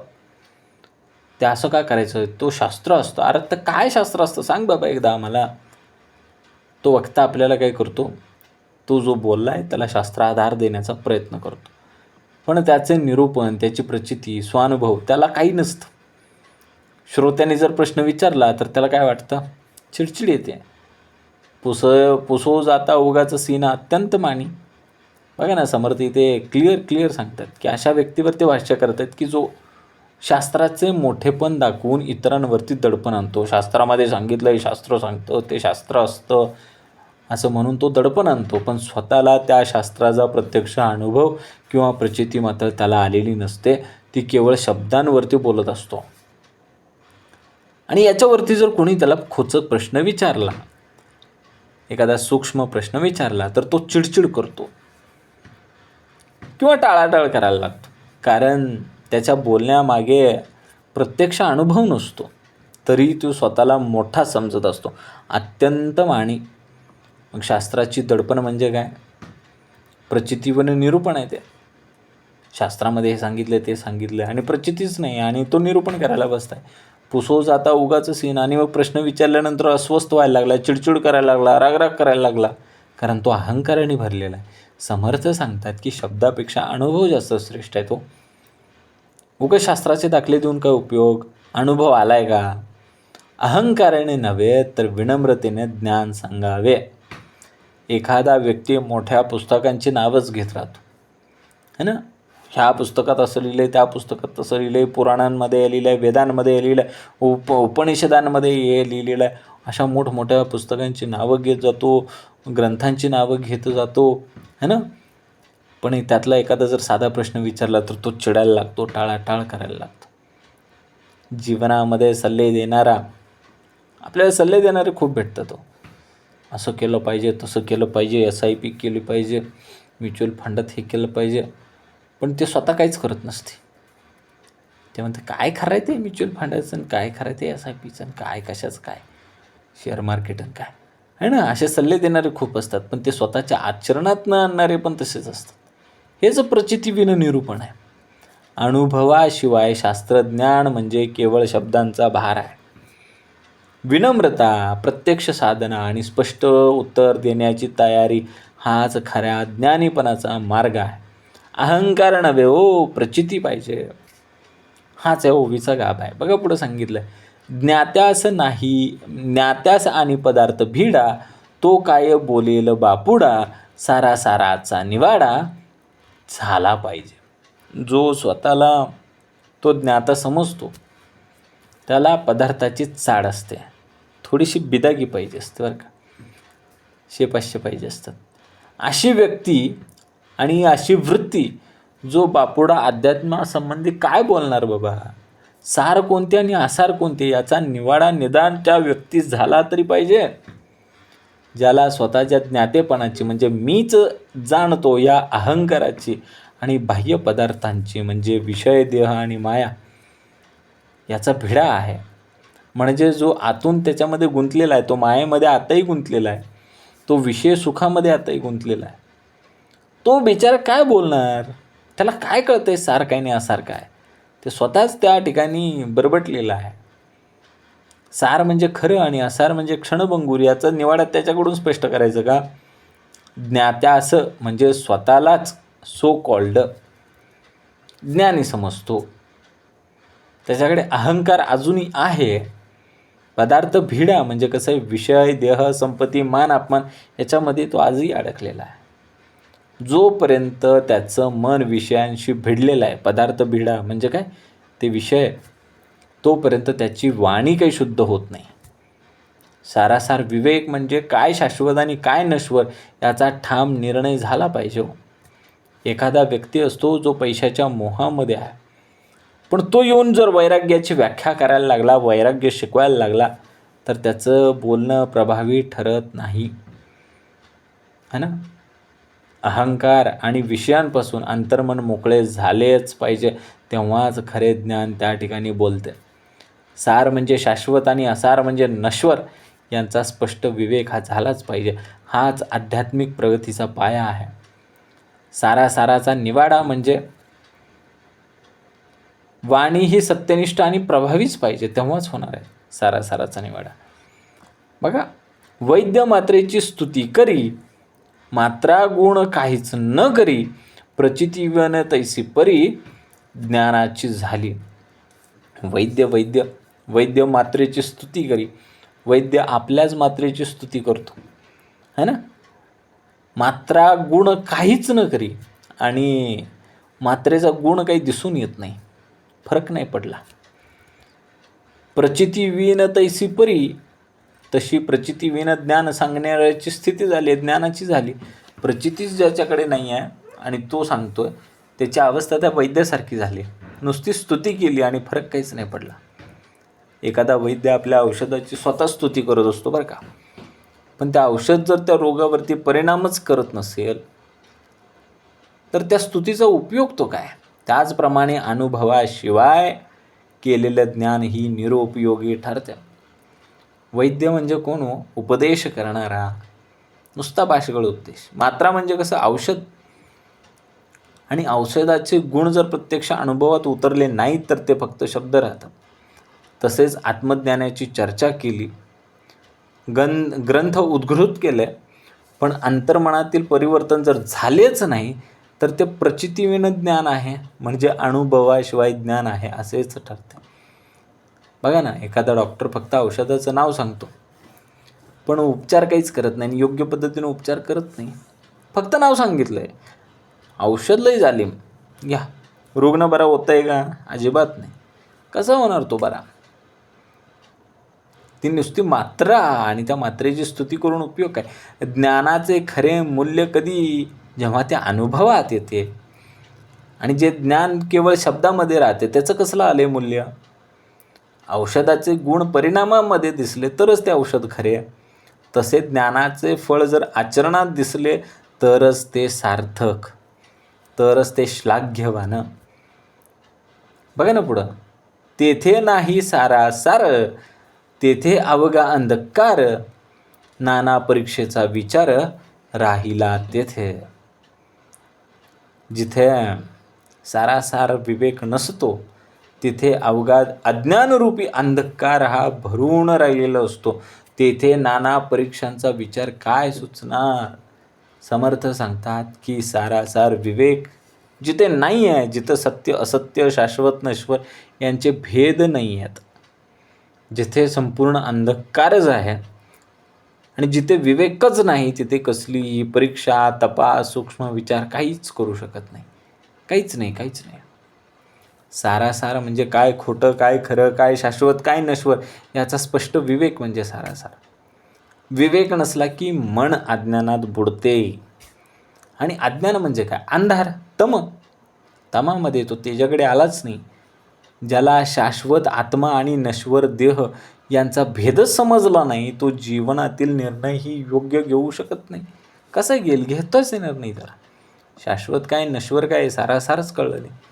अंधारात मार्ग दिसत नाही तसे विवेकाशिवाय निर्णय चुकणारच आहे तुमचा, दिशाहीन होणार आहे. बघा ना, विद्यार्थी जर अभ्यास न करता परीक्षेला बसला तर उत्तरांची अपेक्षा काय करतो आपण? काहीच नाही. उत्तरं देणार कसे? काय उत्तर द्यायचं? तो अभ्यासच नाही, कळतच नाही कुठं काय लिहायचं. तो इतिहासाच्या पेपरात गणित सोडवून येईल तो. बघा, सारासार विवेक हा आध्यात्मिक जीवनाचा दीप आहे आणि तो जर दीपच नसेल तर अंधकार आणि गोंधळच त्या ठिकाणी असणार आहे, स्पष्टता नसणारच आहे. सत्य असत्याचा ठाम भेद ओळखणं हाच प्रगतीचा पाया आणि या ओवीचा गाभा आहे. बघा, समर्थ पुढे सांगतात, पाप पुण्य स्वर्ग नरक, विवेक आणि अविवेक, सर्व ब्रह्मी काही एक सापडले नाही. पाप पुण्य स्वर्ग नरक विवेक आणि अविवेक यांच्यात सर्व ब्रह्मच आहे असे म्हटल्यावर भेदास्थानच राहत नाही. काय भेद करायचा आता? समर्थ इथे अत्यंत उच्च असं तत्त्व सांगतात की व्यवहाराच्या पातळीवरती जर बघितलं, पाप पुण्य स्वर्ग नरक विवेक अविवेक हे सर्व भेद खरे वाटतात, पण सर्वच ब्रह्म आहे अशी अद्वैत दृष्टी जेव्हा येते तेव्हा या सर्व भेदांचं स्वतंत्र अस्तित्व काही राहत नाही, है ना. सर्व ब्रह्मी काही एक सापडले नाही म्हणजे ब्रह्मदृष्टी प्राप्त झाली की वेगळे पण काही सापडत नाही, सगळं एकच अद्वैत. बघा ना, व्यावहारिक स्तरावरती कसं आहे? द्वैत आहे. द्वैत म्हणजे दोन वेगवेगळ्या गोष्टी. चांगले कर्म केले पुण्य, वाईट कर्म केले पाप, हे झालं द्वैत म्हणजे दोन. योग्य निर्णय घेतला विवेक, चुकीचा निर्णय घेतला अविवेक, पुन्हा इथं दोन आले म्हणजे द्वैत. इथे नैतिकता जबाबदारी आणि कर्म सिद्धांत लागू होतो. मग परमार्थिक स्तरावरती अद्वैत आहे, ते व्यावहारिक स्तरावरती द्वैत होतं. परमार्थिक स्तरावरती हे अद्वैत आहे. सर्वत्र एकच चैतन्य आहे. कर्ता कर्म परिणाम सर्व एकाच सत्याचे विविध भास आहेत, है ना. जसे स्वप्नात चांगले वाईट अनुभव येत असतात पण जागे झाल्यावर कळते की ते सर्व एकच होतं. ते म्हणजे ते मनामध्येच होतं, ते काही खरं खुरं नव्हतं. दैनंदिन जीवनामध्ये आपण पाहिलं ना मगाशी की समुद्रामध्ये सागरामध्ये मोठी लाट येते, छोटी लाट येते, फेसाळलेली लाट येते. आपल्याला वाटतं ही लाट वेगळी ती लाट वेगळी, हे वेगवेगळं दिसणं आहे पण ते पाणी एकच आहे ना, ते तत्त्व एकच आहे, है ना. बघा आता पुढं समर्थ इथं भेद नाकारत नाही आहेत. ते सांगतात की भेद व्यवहारात आहेत पण तेच भेद काही अंतिम सत्य नाही आहेत. जोपर्यंत ब्रह्म्याची अनुभूती नाही तोपर्यंत पाप पुण्य खरे आहेत, पण एकत्वाचा अनुभव झाला की भेदाची पकड सुटते. बरोबर आहे की नाही? समर्थांचं म्हणणं काय की भेद व्यवहारात खरं आहे, जे डिफरन्सिएशन आहे ते व्यवहारामध्ये ठीक आहे पण ते परमार्थिक पातळीवरती सत्यात उतरत नाही आहे. त्या जोपर्यंत ब्रह्म्याची अनुभूती होत नाही म्हणजे एकत्वाची, तोपर्यंत पापपुण्य खरं आहे. पण एकदा का ते एकत्वाचा अनुभव झाला की मग मात्र त्या भेदाची असलेली पकड सुटते. द्वैतात भेद आहेत आणि अद्वैतात मात्र एकत्व आहे. पाप पुण्य स्वर्ग नरक हे सर्व मनाच्या आणि कर्माच्या क्षेत्रामध्येच येतं आणि ब्रह्मदृष्टीत सर्व एकच असतं चैतन्य. भेद ओलांडून एकत्वाची अनुभूती घेणं हाच या ओवीचा गाभा आहे. बघा ना, पावन आणि ते पतन दोन्ही मानिली तत्समान, निश्चय आणि अनुमान ब्रह्मरूप. पतित आणि पावन या दोन्हीही एक समान आहेत असे मानावे लागले. निश्चय आणि अनुमान दोन्ही ब्रह्मरूप ठरते. बघा ना, इथे समर्थ काय सांगतात की पावन म्हणजे पवित्र आहे, उन्नत आहे ते पावन.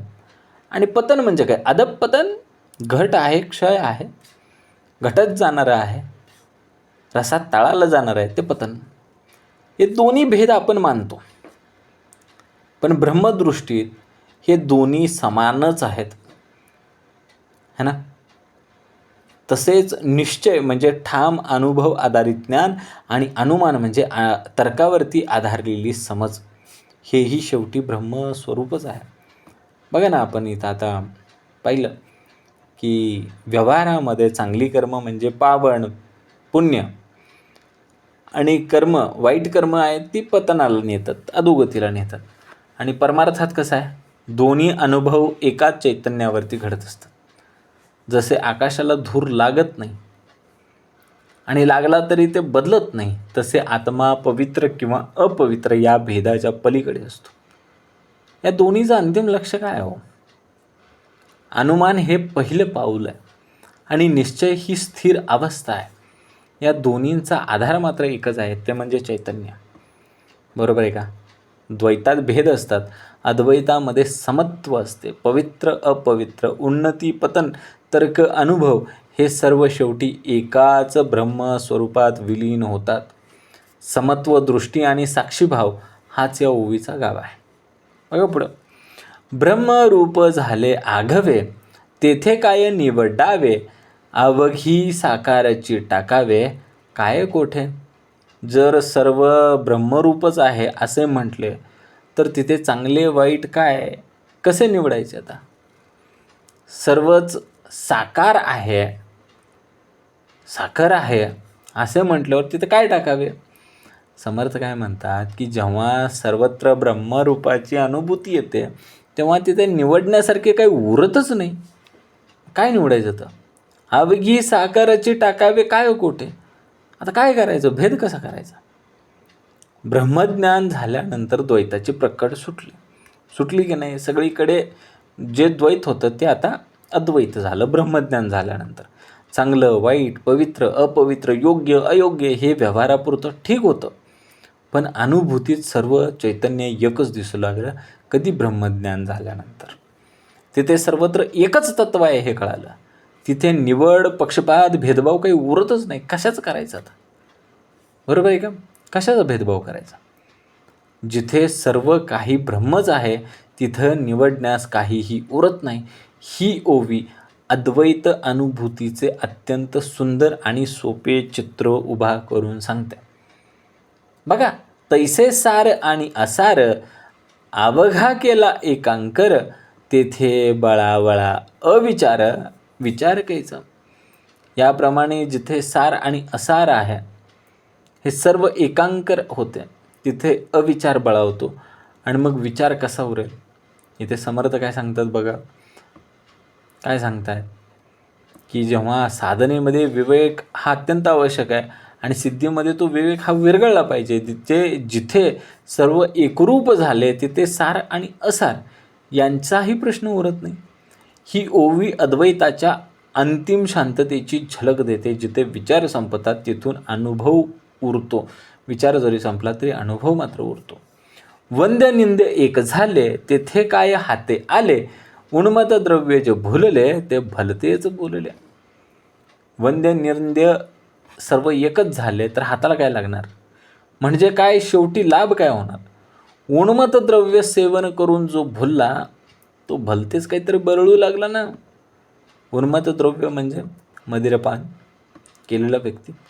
इथं समर्थ सांगतायत की अनुभवाशिवाय अद्वैतावरती बोलणे म्हणजे उन्मत्ताची वाचाळता आहे, बाष्कळता आहे. खरा समत्व भाव शांत, स्थिर आणि विवेकपूर्ण असतो. वंद्य निंद एक झाले तरी विवेक कधी सोडायचा नसतो. ही या ओवीची खोल शिकवण आहे. बघा, तैसा अज्ञान भ्रमे फुलला, सर्व ब्रह्म म्हणून बैसला, महापापी आणि भला एकची मानी. मग असा जो बाष्कळ जो बडबड करत बसलेला आहे ना, उन्मत्त वाचाळ, अज्ञानरूपी भ्रमाने जो उन्मत्त होऊन असं बडबड करतोय ना, तो सर्व ब्रह्म आहे असं भलतंच बोलू लागला. आणि आता महापापी आणि सज्जन यांनाही एकसारखंच मानू लागला. किती भयंकर. समर्थ इथं आपल्याला अत्यंत महत्त्वाचा इशारा देतात. अज्ञान भ्रमे भुलला, ज्याला आत्मज्ञान नाही तो केवळ शब्दांवरती भ्रमावरती भुललेला आहे. सर्व ब्रह्म आहे हे वाक्य ऐकून तो त्यालाच तोंडपाठ करून बसला. पण अनुभव कुठे आहे? फक्त ती पाठांतरातून बोलतोय. सर्व ब्रह्म म्हणून बैसला, तो निष्क्रिय बसला. कर्म, आचरण, नैतिकता, विचार सोडून दिले आणि नुसता बसला. जे काय आहे ते ब्रह्म म्हणूनच तो काय करतो, आता जबाबदारी टाळतो. आता काय ब्रह्मच आहे, सगळं काय ते ब्रह्म आहे. महापापी आणि भला एकची मानी. सर्वात धोक्याचा भाग इथे आहे. संत आणि पापी, सज्जन आणि दृष्ट हे सर्व एक समान आहेत असे तो उथळपणे म्हणू लागला. पण हे अद्वैत नव्हे, हा अविवेक आहे हे त्याला कळायला पाहिजे. समर्थ इथे सांगतात की व्यवहारात भेद आवश्यकच आहे. चांगले वाईट ओळखणं गरजेचंच आहे. धर्म आणि अधर्म यांच्यामध्ये भेद न केला समाज ढासळून जाईल ना बाबा. सगळं एकच आहे म्हणलं तर. असं कसं? अद्वैत वेगळं, अविवेक वेगळा, कळालं पाहिजे कुठं काय करायचं आहे. आत्मदृष्टीने सर्वत्र एकच चैतन्य आहे, हे परमार्थामध्ये असलेलं एकत्व आहे. पण ही अनुभूती अत्यंत उच्च अवस्थेची आहे. आणि अनुभवाशिवाय अद्वैतावरती बोलणं म्हणजे अज्ञानाचा गर्व आहे बरं का इथं. डॉक्टर काय म्हणला? सर्व शरीर एकच आहे. मग औषध कशाला द्यायचं? गुडघ्याला वेगळं, छातीला वेगळं, पोटाला वेगळं, पाठीला वेगळं, मणक्याला वेगळं, कशाला वेगळं द्यायचं? मेंदूला वेगळं, आणि सर्व शरीर एकच आहे असं म्हणून जर बसला आणि त्यांना औषधच दिलं नाही तर रुग्ण वाचणार आहे का? शिक्षक जर म्हणला सगळे विद्यार्थी एकसारखे आहेत म्हणून त्यांनी काय केलं, एकच पाठ एकदाच पाठ करून दिला, त्यांना अभ्यास दिला. तर अभ्यास करणारा, अभ्यास न करणारा, है ना, टंगळमंगळ करणारा कितीतरी व्यक्ती तितक्या प्रकृती आणि तेवढ्याच विकृती आहेत. असं करून जमत नाही. बघा, समर्थ सांगतात की विवेकाशिवाय अद्वैत हे धोकादायक आहे. अनुभवाशिवाय सर्व ब्रह्म आहे असं म्हणणं हा अध्यात्मातील अज्ञानाचे लक्षण आहे. आध्यात्मिक अज्ञान आहे ते. समर्थ इथे सांगतात की सत्य अनुभूती मिळेपर्यंत सारासार विवेक आणि योग्य आचरण सोडूच नये. सर्व संग परित्याग, अभास विषय भोग, दोघे एकची मानिता, मग काय उरले? इथं तसंच झालं. आता सर्व संग परित्याग म्हणजे अगदी प्रखर वैराग्य. आणि काय? आव्हा सव्वा विषय भोग, आव्हाच्या सव्वा विषय भोग केला, मनसोक्त विषय भोग केला. आणि या दोन्हीला जर एकच मानलं तर मग काय उरलं? समर्थ इथे अत्यंत धारदार प्रश्न विचारतात. सर्व संग परित्याग म्हणजे काय? अहो, प्रखर वैराग्य विषयांपासून अलिप्त आहे, तो अलिप्तपणा जो निश्चय आहे तिथे. आणि अव्वा सव्वा विषय भोग म्हणजे विषय सुखामध्ये रममान, इंद्रिय सुखामध्ये गुंतलेला, आसक्तीने जगणारा. दोन्ही परस्पर विरुद्ध आहेत की हो? दोन्ही परस्पर विरुद्ध आहेत. आणि मग दोघे एकची मानिता काय उरले? आणि मग भोग आणि त्याग यांना जर एकसारखेच म्हणले, संन्यास आणि आसक्ती यांना एकच म्हटले, तर मग ही साधना, सगळी शिस्त, सगळी नैतिकता, सगळी तपस्या ह्याला काही किंमत आहे का नाही? अद्वैत म्हणजे काय हो? अद्वैत म्हणजे काय? समर्थांचा नेमका इशारा कुठे आहे बघा. अद्वैत म्हणजे भोग आणि त्याग यांना एकच मानायचं आणि मग मनाला मोकळी द्यायचं. काय भोग केला काय त्याग केला काय एकच असते. विवेक नष्ट करून सर्व काही समान आहे असंही म्हणायचं नाही. अद्वैत म्हणजे काय? तर अद्वैत ही अनुभूतीची अवस्था आहे. जोपर्यंत साधनेमध्ये भेद समजणे, तोपर्यंत साधनेमध्ये भेद समजणे अत्यंत आवश्यक आहे. अत्यंत आवश्यक आहे. बघा ना, औषध आणि विष दोन्ही द्रवच आहे म्हणून प्यायचं का? लिक्विड फॉर्ममध्ये आहे ना, म्हणून का उगाच प्यायचं का गटागटा? दोन्ही काय सारखं आहेत का? नाही, वेगळंच आहे ना. अभ्यास आणि आळस दोन्ही जीवनाचे भाग आहेत. पण त्याचे परिणाम वेगवेगळे आहेत ना. नुसता आळस करत बसला तर काय होणार आहे, नुसता अभ्यास करत बसला तर काय होणार आहे. साधक आणि भोग आणि त्याग यांचा भेद हा स्पष्टच ठेवला पाहिजे. अनुभवाशिवाय सर्व एकच आहे असं म्हणणं म्हणजे स्वतःची फसवणूक आहे. त्यागाचा मार्ग चालूनच भोगाच्या बंधनातून मुक्ती मिळते बरं का. ही ओवी आध्यात्मिक प्रामाणिकपणाची कठोर आठवण करून देते. बघा, भेद ईश्वर करून गेला, त्याच्या वाचेन न वचे मोडीला, मुखामध्ये घास घातला तो आपाणी घालावा. इथं समर्थ सांगतात की ईश्वराने भेद निर्माण केले. भेद ईश्वर निर्माण करून गेला. कोणी केलं भेद? ईश्वराने. तो कोणाच्या बापाला मोडता आला नाही. त्याच्या वाचेन न वचे मोडीला. कोणालाच तो मोडता येणार नाही. जो भेद निर्माण केला तो मोडता येणार नाही. बघा ना, मग याच्यासाठी एक दृष्टांत दिला. मुखामध्ये घास घातला तो आपाणी घालावा.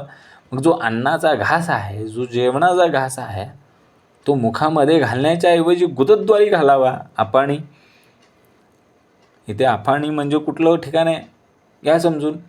समर्थ इथे अत्यंत व्यवहार ज्ञान आणि तत्वज्ञान एकत्र सांगतायत की भेद ईश्वर करून गेला. ईश्वराने सृष्टी रचताना भेद निर्माण केला. दिवस केली, रात्र केलं, स्त्री केलं, पुरुष केलं, गुरु केलं, शिष्य केलं, धर्म केलं, अधर्म केले. भेद आहे त्या. म्हणजे व्यवहारात भेद हा सृष्टीचा धर्म आहे. ईश्वराने रचना केली तिथं. त्याच्या वचेन न वचे मोडीला. मग ईश्वराच्या रचनेतील भेद नाकारून सर्व एकच आहे म्हणून आचरण मोडायचं का? व्यवहाराचे नियम मोडणे म्हणजे ईश्वर रचनेला नाकारल्यासारखं आहे. मुखामध्ये घास घालिता तो आपाणी घालावा. हे तर अत्यंत तीक्ष्ण उदाहरण समर्थांनी दिलं. घास तोंडात घातला की तो गिळावा लागतो. तो नाकात घातला, कानात घातला तर चालेल का? समर्थांनी तर ते ठिकाण वापरले. गुदद्वारी, आपाणी. प्रत्येक गोष्टीचं एक योग्य स्थान आहे, योग्य उपयोग आहे. शरीर एकच आहे म्हणून कुठेही काही कोंबलं तर जमेल का? अद्वैत ही अनुभूतीची अवस्था आहे. पण व्यवहारात नियम आहेत, मर्यादा आहेत, भेद आहेत आणि ते पाळलेच पाहिजेत. नैसर्गिक रचना मोडणे म्हणजे अज्ञान. निसर्गाच्या विरुद्ध गेला की बघा रसा तळालाच जाणार आहे, ऱ्हासच होणार आहे. शिक्षक आणि विद्यार्थी आत्मतत्वाने समान असले तरी त्यांना भूमिका, जो भेद आहे शिक्षक आणि विद्यार्थी यांच्यामध्ये, आत्मा एकच आहे ना. मग अद्वैत आहे, मग दोघे एक आहेत का? नाही आहेत, नाही आहेत. वाहतुकीचे सर्व नियम जे आहेत, मग काय सगळे रस्ते एकच असतात म्हणून कशी गाडी चालवली तर अपघात होणारच आहे. परमार्थामध्ये एकत्व आहे, व्यवहारामध्ये भेद आहेत. दोन्हींचं समतोल हे साधलं पाहिजे. हाच खरा विवेक. ईश्वराने निर्माण केलेल्या भेदाचा सन्मान ठेवलाच पाहिजे. अद्वैताची खरी अनुभूती सुरक्षित राहिलीच पाहिजे. ही ओवी जी आहे साधकाला उथळ असलेल्या अद्वैतापासून सावध करते. बघा ना, पुढं आहे अजून.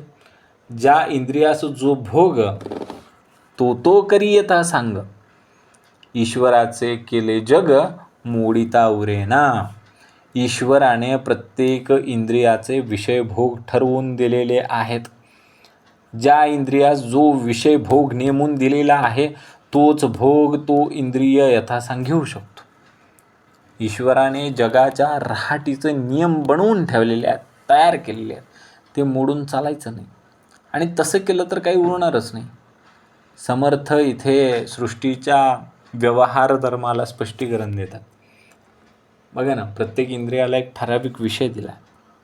डोळ्यांना सांगितलं रूप पाहायचं, कानांना सांगितलं श्रवण करायचं, जिभेला सांगितलं चव घ्यायची, नाकाला सांगितलं गंध घे आणि त्वचेला सांगितलं स्पर्शाचा अनुभव घे. प्रत्येकाची रचना आणि कार्य हे वेगवेगळं आहे. ते तो करी यथा सांग. आणि मग हे सगळे काय आहेत, प्रत्येकजण आपापल्या परीने सगळे कार्य करत असतो. हे नैसर्गिक आणि ईश्वर निर्मित असलेली रचना आहे. ईश्वराने केले जग मोडिता उरेना. मग ईश्वराने निर्माण केलेले या व्यवस्थेला मोडण्याचा प्रयत्न केला तर संतुलन बिघडलंच म्हणून समजा. भेद नाकारून सर्व एकच आहे असं म्हणून जर स्वाभाविक नियम मोडले तर हानी होणारच आहे. अद्वैत म्हणजे नियमभंग नाही हो. सृष्टीतील भेद, भूमिका, मर्यादा हे सर्व आवश्यकच आहे.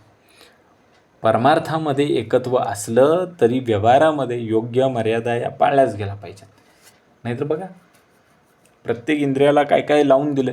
मग डोळ्यांनी जेवता येत नाही, कानांनी सुगंध घेता येत नाही. तसेच प्रत्येक जीवनामध्ये प्रत्येक गोष्टीची एक जागा आहे ना. सगळं एकच आहे, सर्व एकच आहे असं म्हणून जर कार्यांची गल्लत केली तर फक्त आणि फक्त गोंधळच निर्माण होईल. ईश्वर निर्मित जगात व्यवस्था आहे. प्रत्येक इंद्रिय, प्रत्येक भूमिका, प्रत्येक नियम याला स्थान आहे. अद्वैताची अनुभूती अंतःकरणात ठेवून व्यवहारात योग्य भेद पाळणे हाच समर्थांचा संतुलित मार्ग आहे. अवघी भ्रांतची भूताटकी, प्रचिती विन लटकी, वेड लागले ज बटकी, ते भलतेची बोले. सर्व ब्रह्म आहे असे म्हणणे म्हणजे अवघी भ्रांतीची भूताटकी आहे. प्रचितीशिवाय बोलणे हे खोटे असते. एखाद्या बटकीला वेड लावणे म्हणजे ती जसे भलतेच बोलते तसेच समजावे लागेल. समर्थ येथे आध्यात्मिक जीवनातील सर्वात मोठा धोका दाखवतात की अनुभवाशिवाय बोलणे. अवघी भ्रांतीची भूताटकी, भ्रमातून निर्माण झालेली काल्पनिक मांडणी, शब्दांचा खेळ, तत्त्वज्ञानाची बाह्य सजावट हे सर्व भूताटकी म्हणजे पोकळ आणि दिखावा आहे. प्रचिती विन गोष्ट लटकी, प्रचितीच नाही आहे, प्रत्यक्ष अनुभवच नाही आहे. म्हणजे काय आहे ते सगळं हवेत लटकलेलं आहे. मग ही ब्रह्मज्ञानाची चर्चा हवेत लटकलेली आहे, अनुभवच नाही. अद्वैताची भाषणं हवेत लटकलेली, अनुभवच नाही. समत्वाची घोषणा हवेमध्ये लटकलेली आहे, आधारहीन आहे बरं का. वेड लागले जे बटकी, बटकी म्हणजे उथळ बरं का, अपरिपक्व म्हणजे इमॅच्युअर बुद्धी, ज्याला अनुभव नाही, विवेक नाही आणि बोलण्यातला आवेशच नाही, ते भलतेच काहीतरी बरळत असतात. आध्यात्मिक सत्य हे अनुभवावरती उभे असते. तोंडी अद्वैत आणि प्रत्यक्ष जीवनातील विवेक. तोंडामध्ये अद्वैत आहे आणि प्रत्यक्ष जीवनामध्ये जर अविवेक असेल तर हे मिश्रण जे आहे ते अत्यंत धोकादायक आहे. शास्त्रपठन केलं, वादविवाद केला आणि शब्द सौंदर्य केलं, हे फक्त साधनं आहेत. साध्य नव्हतंच ते. पोहता येत नसताना पोहण्यावरती भाषण द्यायला गेला, लटकला की तिथं. डॉक्टर नसताना वैद्यकीय सल्ला द्यायला गेला, लटकला की. अनुभव नसताना मोठं तत्त्वज्ञान मांडायला गेला, शब्द मोठे पण पायाचं नाही ना. अनुभवाशिवाय तत्त्वज्ञान म्हणजे भ्रांती, गोंधळ. विवेक, साधना, प्रचिती याशिवाय बोलणे म्हणजे केवळ अज्ञानाचा गोंधळ. समर्थ येथे सांगतात की पहिले अनुभवा मग बोला. अनुभवाशिवाय बोलणे म्हणजे आत्मफसवणूक, स्वतःची फसवणूक आहे. ते स्वतःलाच अनुभव नाही बोलतोय. बघा पुढं. प्रत्ययज्ञाता सावधान, त्याचे ऐकावे निरूपण, आत्मसाक्षात्काराची खूण तात्काळ बाणे. जो स्वानुभव संपन्न ज्ञानी वक्ता असतो त्याचे निरूपण ऐकावे म्हणजे आत्मसाक्षात्काराची खूण तत्काळ बाणते. समर्थ येथे खऱ्या गुरुची ओळख सांगतात. प्रत्ययज्ञाता सावधान, प्रत्ययज्ञाता ज्याला प्रत्यक्ष अनुभव म्हणजे प्रचिती आहे तो केवळ शास्त्रज्ञ नाही, तो अनुभवी आहे. सावधान म्हणजे जो जागृत आहे, जो स्थिर आहे आणि जो विवेकी असतो तो. त्याचे ऐकावे निरूपण, अशा अनुभवी पुरुषाचे बोलणे ऐकावे. कारण त्याचे शब्द हे वादासाठी नसतात, दिखाव्यासाठी नसतात, तर ते शब्द थेट सत्याकडे नेणारे असतात. आत्मसाक्षात्काराची खूण तात्काळ बाणे. त्याच्या निरूपणात एक खास खूण असते. शब्द थेट अंतःकरणाला भिडतात, शंका शांत होतात आणि तत्काळ बरं का, विचारलं शंका शांत होतात. मनात स्थैर्य आणि स्पष्टता निर्माण होते. जसा एखादा बाण लक्षाला थेट भेदतो तसे त्याची बोललेली जी वचनं आहेत ना ती हृदयाला थेट भिडतात. खऱ्या अनुभवी पुरुषाची लक्षणं आहेत. बोलण्यात साधेपणा असतो, विचारांमध्ये स्पष्टता असते, वर्तनामध्ये नम्रता असते आणि शंका निरशनामध्ये नेमकेपणा असतो, नेमस्तपणा असतो. त्याचे शब्द जे आहेत ते गोंधळ वाढवत नाहीत, तर ते अज्ञान दूर करतात. खरा डॉक्टर जो आहे ना, है ना, वेल एक्सपिरियन्स्ड, है ना, एक्सलंट जो डॉक्टर असतो, तो गेलं की पेशंटकडे बघतो आणि लगेच त्याला समजून जातं की काय आहे, हे प्रकरण काय नेमकं. 2-3 लक्षणांमध्येच तो समजून जातो. ह्याचं वय काय आहे, ह्याची प्रकृती कुठली आहे, आता सीझन कुठला चालू आहे आणि ह्याला नेमकं काय अडलं असं. पटपट पटपट लगेच डायग्नोसिस होऊन तो त्याला प्रिस्क्रिप्शनद्वारे त्याच्यावरती रेमेडीज द्यायला तयार असतो, है ना. तशीच आत्मज्ञानी व्यक्ती असते. अनुभवसिद्ध गुरु यांची जी वचने आहेत ते आत्मसाक्षात्काराचे बाण असतात. ते बाण थेट अंतःकरणाला स्पर्श करतात आणि शंकांना छेद देतात, असे ते बाण असतात.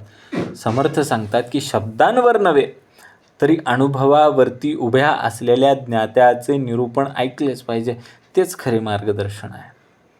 बघा ना, वेडे वाकडे जाणावे, आंधळे पाऊल ओळखावे, बाष्कळ बोलणे सांडावे, वमक जैसे. एखादा माणूस आंधळा आहे की नाही हे कसं समजतं? त्याच्या चालण्यावरून. तसेच ते वेडे वाकडे काय नीट आहे ते समजून घ्यावं आणि जे जे बाष्कळ आहे ते वमनाप्रमाणे त्यागून टाकावे, घेऊच नाही. समर्थ इथे साधकाला विवेकाची कठोर शिकवण देतात. वेडे वाकडे जाणावे, जे जे वेडे आहेत, विचार आहेत चुकलेले, वाकडे तिकडे विचार आहेत, अविवेकी आहेत, ते ओळखले पाहिजेत. अज्ञान आणि विपर्याय यांना ज्ञान समजून स्वीकारूच नये. आंधळे पाऊली ओळखावे. जसा आंधळा मनुष्य चालण्यातून ओळखता येतो, तसेच अज्ञानी मनुष्य त्याच्या बोलण्यातून आणि आचरणातून प्रकट होतच असतो. कारण त्याच्या बोलण्यामध्ये गोंधळ असतो, तर्कांमध्ये सुसंगती नसते, विसंगतीच असते, वर्तनामध्ये स्थैर्याचा अभाव असतो. ही अज्ञानाची चिन्हे आहेत. बाष्कळ बोलणे सांडावे, वमक जैसे. बाष्कळ म्हणजे अर्थहीन, पोकळ आणि उथळ असं जे बोलणं आहे ते सोडून द्यावं. समर्थ इथं त्याला वमनासारखे त्यागायला सांगतात. ओकारीसारखे टाकून दिलं पाहिजे ते. जसे शरीराला अपायकारक अन्न उलटीद्वारे बाहेर पडलं जातं नैसर्गिकरित्या, तसेच निरर्थक अज्ञानमूलक विचार हे ताबडतोब वमनाप्रमाणे बाहेर गेले पाहिजेत. समर्थांचा मुख्य संदेशच आहे. विवेक जागृत ठेवावा, चुकीचे तत्त्वज्ञान पटकन ओळखावे, अज्ञानाचे आकर्षण टाळावे, पोकळ वादविवादात वेळ वाया घालवू नये, खोटी माहिती ऐकून लगेच त्याचा स्वीकार करू नये. ते अत्यंत धोकादायक असतं. सोशल मीडियावरती आलेली प्रत्येक गोष्ट खरी नसते. फॉरवर्डेड मेसेजेसला खरं मानून लगेच आपल्या घरगुती हे नुसके करा आणि ते नुसके करा असलं काही करू नका. बरोबर आहे का? विवेक म्हणजे ओळखण्याची क्षमता हो. विवेक म्हणजे ओळखण्याची क्षमता. चुकीचं ओळखून दूर करणे हाच साधकाचा पहिला गुण पाहिजे. समर्थ इथं सांगतात की सत्य स्वीकारा आणि असत्य ताबडतोब टाळा. बाष्कळ बोलणे पचवू नका, ते वमनासारखे सांडून द्या. इति श्रीदासबोधे गुरुशिष्य संवादे हनुमान निरशननाम समास चौथा. जय जय रघुवीरा समर्थ. ओम श्री गुरुदत्तात्रय श्रीपाद श्री वल्लभाय नमः. जय सद्गुरु.